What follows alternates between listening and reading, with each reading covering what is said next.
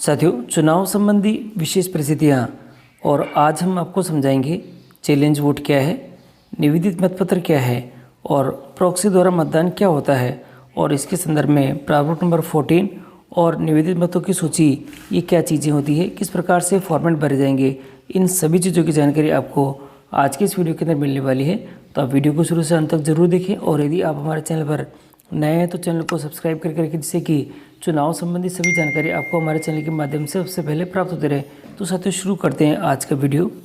साथियों, मतदान के दौरान एक विशेष परिस्थिति चैलेंज वोट की यानी आक्षेपित मत है और ये क्या होता है, किस प्रकार से इसकी जो हम प्रविष्टि करेंगे और ऐसी स्थिति आने पर हमको क्या क्या स्टेप यहाँ पे फॉलो करने पड़ेंगे।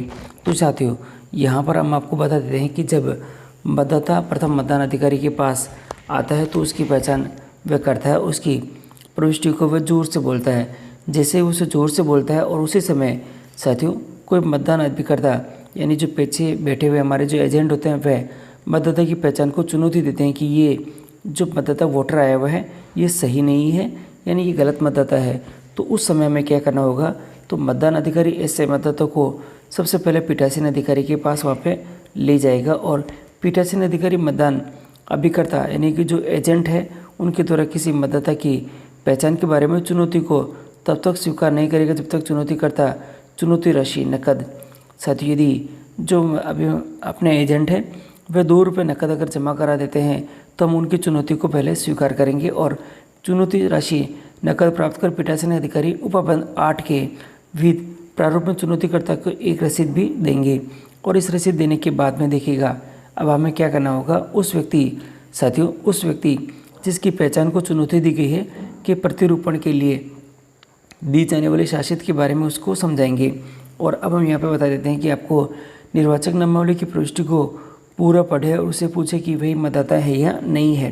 देखिए, जो हमें जो लिस्ट दी गई होगी, निर्वाचक नामावली दी गई है, उसकी प्रविष्टि को हमको ध्यान से पढ़ लेना होगा और उससे पूछेंगे कि क्या आप यही व्यक्ति हैं जो कि इसके अंदर प्रविष्टि लिखी हुई है। चुनौती मतों की सूची प्रारूप 14, अब हम आपको दिखाएंगे कि प्रारूप 14 के अंदर भी उसकी एंट्री करनी पड़ेगी। उस मतदाता का नाम पता लिखेंगे और उसके हस्ताक्षर अंगूठा निशानी लिए जाएंगे। यदि वह ऐसा नहीं करता है तो उसे मत देने की अनुज्ञता हम नहीं देंगे, यहीं पर हम उसको यहाँ पे स्टॉप कर देंगे। पीठासीन अधिकारी चुनौती की संक्षिप्त जांच भी यहाँ पे करेंगे। यदि चुनौतीकर्ता प्रथम दृष्टया साक्ष्य अपनी चुनौती के समाधान में प्रस्तुत करने में असमर्थ होता है। देखिए साथियों, यहाँ पर अब सबसे पहला काम होगा जो कि चुनौती किसने करी है, चुनौती हमारे पास में जो कि एजेंट है उन्होंने कर दी और यदि वे साक्ष्य अपनी चुनौती के समाधान में प्रस्तुत करने में असमर्थ रहते हैं तो चुनौती को नहीं मानेंगे और ऐसे व्यक्ति को मत देने के हम यहाँ पे आज्ञा दे देंगे।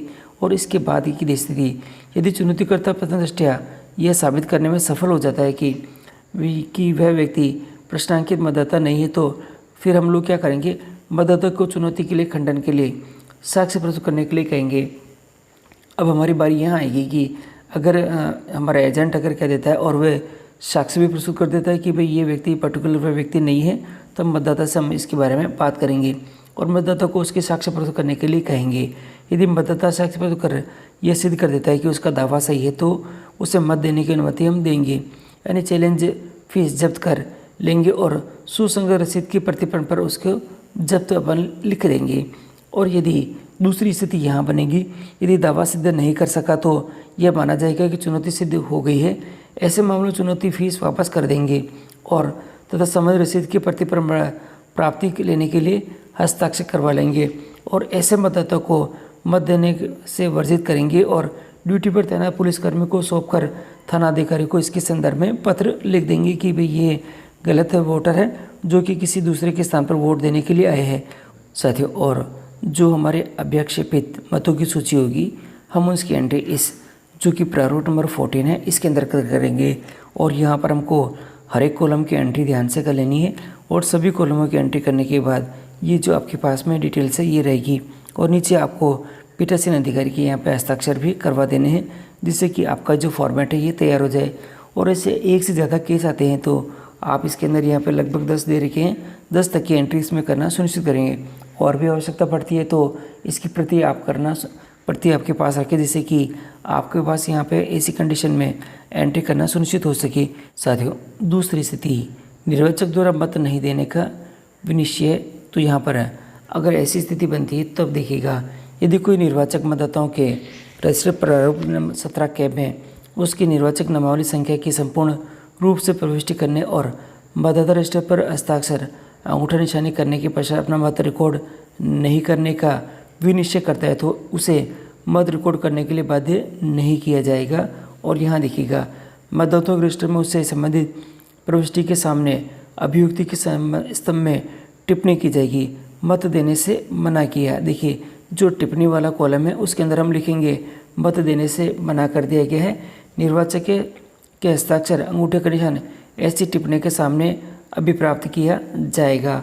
और मतदाता के रजिस्टर के स्तंभ 1 में उसे निर्वाचक की क्रम संख्या में परिवर्तन नहीं किया जाएगा। तो यहाँ पर आपको ध्यान रखना है कि उसे जो काउंटिंग्स होगी, टोटल कितने वोट पड़े उसके अंदर उसको हम काउंटिंग में नहीं लेंगे। तो ये भी आपको ध्यान में रखना होगा। और इस बाबत प्रपत्र 17 ग में इसके इंद्राज भी किया जाएगा। तो यहाँ पर हमको दो काम करने पड़ेंगे। 17 क में अगर प्रविष्टि हो चुकी है तो लास्ट के जो टिप्पणी वाले कॉलम में हम लिखेंगे मत देने से मना किया है।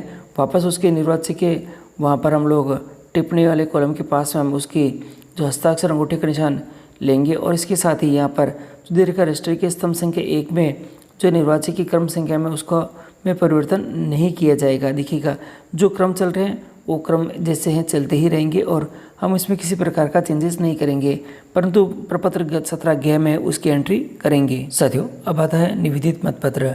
इसमें क्या होता है सुनिएगा आप लोग। यहाँ पे यदि कोई निर्वाचक मत देने के लिए मतदान केंद्र पर उस समय आए जब कोई अन्य व्यक्ति उस निर्वाचक के रूप में पहले ही मत दे चुका है तो निर्वाचक की पहचान के बारे में समाधान होने पर उसे निवेदित जो मत देने की अनुमति प्रदान की जाती है। तो साथियों, यहाँ पर कंडीशंस थोड़ी सी बहुत ही अलग हो जाती है कि पहले से ही कोई उस व्यक्ति की जगह पे कोई दूसरा वोटर उसकी जगह पे वोट डाल के चला गया है, तो ऐसे हम निवेदित मतपत्र का प्रयोग आप लोग करेंगे। निवेदित मतपत्र छपा हुआ मतपत्र होता है। देखिए, ये क्या होता है, ये एक छपा हुआ मतपत्र होता है जो कि हमारे पास में पहले से हमको दिए गए होते हैं। जैसा मतदान यूनिट पर प्रदर्शन के लिए उपयोग में लाए जाने वाले मतपत्र में बिल्कुल क्रम संख्या वही होती है और सभी के फ़ोटो और जो निशान सभी चीज़ें उसमें होती है। ऐसे मतपत्र पीछे पीठासीन अधिकारी हाथ से लिखेंगे, निवेदित मतपत्र लिखेंगे पहले तो। उसके बाद जो 17 ख है, देखिए साथियों, 17 ख निवेदित मतपत्रों की सूची में निर्वाचक का नाम और क्रम संख्या लिखकर हस्ताक्षर करवाएंगे। उसके बाद मतदाता की अमिट शाही लगाई जाएगी, लेकिन 17 के रजिस्टर में उसका इंद्राज नहीं किया जाएगा। देखिए साथियों, यहाँ पर बहुत ही महत्वपूर्ण रहेगी कि निवेदित मतपत्र जितने भी हम लोग यहाँ पे यूज़ करेंगे उसमें 17 के रजिस्टर में उसका इंद्राज नहीं करना है। मतदाता वोटिंग कंपोनेंट में जाकर एरो क्रॉस मार्क, यानी साथियों जो एरो क्रॉस मार्क सील है की सहायता से इच्छित उम्मीदवार को मत अंकित कर साथियों मत देंगे और अंकित कर मतपत्र को अपने रूप से पीठासीन अधिकारी को सुपुर्द करेगा। पीठासीन अधिकारी उसे अगले साथियों उसको एक अलग लिफाफे में रखकर उसको सील बंद इसमें कर देंगे। तो साथियों, ये पूरी प्रक्रिया रहेगी निवेदित मतपत्र की। और निवेदित मतपत्रों की सूची हमको इस फॉर्मेट में हमको बनानी पड़ेगी और ये फॉर्मेट भी आपको वहाँ पर उपलब्ध रहेगा। तो साथियों, इस फॉर्मेट की सहायता से आप निवेदित मतपत्रों की भी सूची उसमें कर सकेंगे। अब आता है हमारे पास में प्रॉक्सी द्वारा मतदान। ये भी एक महत्वपूर्ण प्रक्रिया है और इसके अंदर हमको क्या करना होगा। देखिए, निर्वाचक कानून में संशोधन कर वर्गीकृत सेवा नियोजित मतदाताओं यानी CSV को प्रॉक्सी द्वारा मतदान की सुविधा दी गई है। प्रॉक्सी द्वारा मतदान के लिए मतदान केंद्र पर अधिकृत व्यक्तियों की सूची चिन्हित प्रति के अंत में लगी होगी कि यहाँ पर कौन कौन है इसमें। और प्रॉक्सी को सामान्य मतदाताओं के लिए विहित प्रक्रिया के अनुसार ही मतदान करावे, लेकिन अमिट शाही बाई तर्जनी के स्थान पर बाई मध्यमा पर उसमें लगाना होगा।